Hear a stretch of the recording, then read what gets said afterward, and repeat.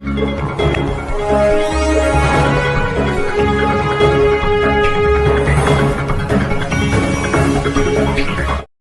जुलाई 2024 को धुलिया शहर के तिरंगा चौक पर मुस्लिम समाज की तरफ से एक अमन आंदोलन रखा गया था, जिसमें कोल्हापुर विशालगढ़ में हुए मस्जिद पर हमला करने वालों पर देशद्रोही के कानून के तहत कार्रवाई करने की मांग की गई, क्योंकि मस्जिद पर हमला करने वाले आतंकवादियों ने सबसे ज्यादा भारत के कानून को ठेस पहुंचाया है और भारत के कानून की धज्जियां उड़ाई है।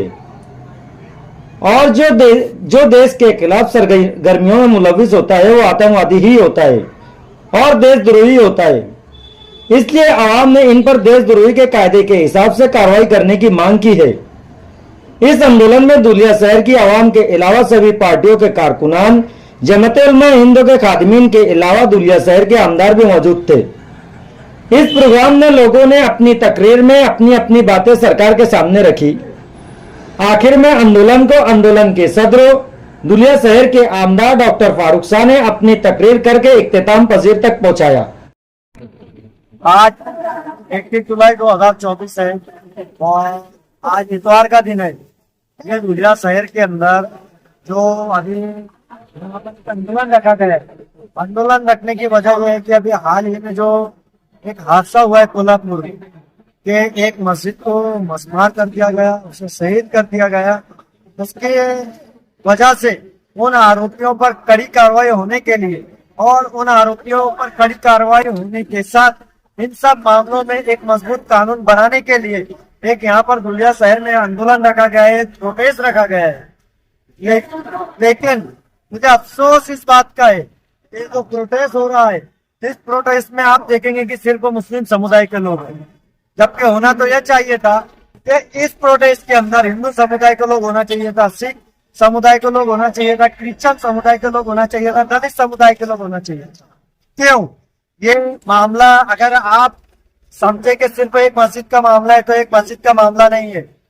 ये जो मामला है हमारे देश के संविधान के साथ खिलवाड़ करने का मामला है, हमारे देश के संविधान को तार तार करने का मामला है। मतलब जिस पर हमारे देश का ढांचा खड़ा है, एक संविधान के ऊपर हमारे देश का ढांचा खड़ा है, लेकिन इस संविधान को मट्टी पलित कर दिया गया, इसे तोड़ दिया गया। आज ये जो मस्जिद तोड़ा गया है, बताओ मुझे ये संविधान के खिलाफ वर्जी है या नहीं है? ये संविधान के खिलाफ वर्जी है। इसीलिए इस प्रोटेस्ट के अंदर सभी समाज के लोगों को आना चाहिए था। दूसरी बात कि ये मामला सिर्फ एक मस्जिद का ही नहीं है। आपको पीछे देख रहे होंगे कि काफी समय से मॉब लिंचिंग के वाकयात पूरे देश के अंदर बढ़ता जा रहा है। एक समुदाय या कुछ समुदाय के ऊपर जुल्म ज्यादती हो रही है, जिसमें मुसलमान अव्वलीन तबके में है, उसके बाद ईसाई है, उसके बाद बुद्ध समाज है। बहुत सारी समाजों के साथ भी मॉब लिंचिंग या जुल्म ज्यादती हो रहा है। तो ये जो लोग कर रहे हैं ज्यादती, ये जो लोग जुल्म कर रहे हैं, तो ये संविधान के खिलाफ, और जो संविधान के खिलाफ काम करता है वो हमारे देश के खिलाफ काम करता है, और जो हमारे देश के खिलाफ काम करता है तो वो हमारा देश का कभी हमदर्द, हमारा देशवासी हो नहीं सकता, वो एक आतंकवादी है। तो ऐसे आतंकवादियों के ऊपर हमारे जो शासन है तो उसको कड़ी कार्रवाई करना चाहिए, आतंकवादियों को उनकी जगह बताना चाहिए। ये जो लोग हमारे देश में दहशत का माहौल पैदा कर रहे हैं, जो आतंक फैला रहे हैं, उनके ऊपर हमारी यही सरकार से गुजारिश है कि बड़ी कार्रवाई की जाए। इससे पहले अभी हाल ही में चुनाव हुआ है, चुनाव होने के बाद हमारे प्रधानमंत्री नरेंद्र मोदी साहब ने अपने तीसरी मर्तबा सीट पे विराजमान हो चुके हैं। बड़े अफसोस की बात है कि हमारा इतना ताकतवर देश, हमारा इतना मजबूत देश, हमारा इतना बेहतरीन आइन, ये सब होने के बाद हमारे प्रधानमंत्री भी नाकाम बुरी तरह से। इस जुल्म बर्बरियत को रोकने में हमारे प्रधानमंत्री नाकाम हो चुके हैं बुरी तरह से। आज आपको सोचना चाहिए, हमारे प्रधानमंत्री को सोचना चाहिए कि हमारे जो प्रधानमंत्री को दुनिया के अंदर किस नजर से दूसरे ममालिक देख रहे हैं। एक नाकाम पर प्रधानमंत्री के नजर से देख रहे हैं, एक कमजोर देश की नजर से हमारे देश को देख रहे हैं। क्यों? क्योंकि हमारा देश हमारे देशवासियों का तहफ्फुज़ नहीं कर पा रहा है। तो ये सबसे बड़ा मसला है और ये हमारी बदनामी का बाइस है। तो हम सरकार से यही अपील करते हैं कि आपको इस पर स्टैंड लेना चाहिए। हमारा कायदा, हमारा आइन बड़ा मजबूत है।